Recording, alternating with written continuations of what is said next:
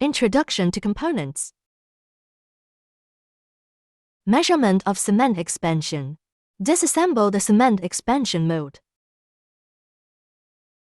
After a small amount of lubricating oil is applied on the top of the mold, a thin layer of light mineral oil shall be applied on it. After a small amount of lubricating oil is applied on the bottom of the mold, a thin layer of light mineral oil shall be applied on it. Place the outer ring on the top and lubricate the slit of the outer ring.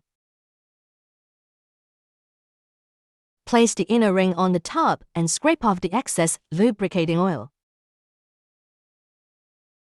Place the chassis on the inner ring and outer ring. Insert a bolt into the center hole and then tighten the bolt to fasten the mold.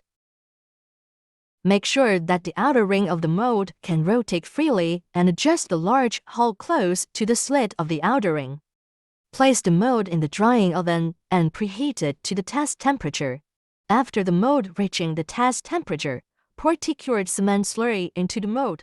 The mold fills up when the slurry overflows from the small hole.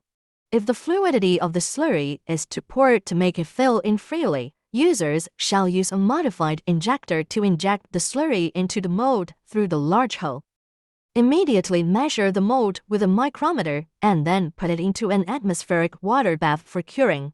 Take out the mold from the water bath and measure it with a micrometer V.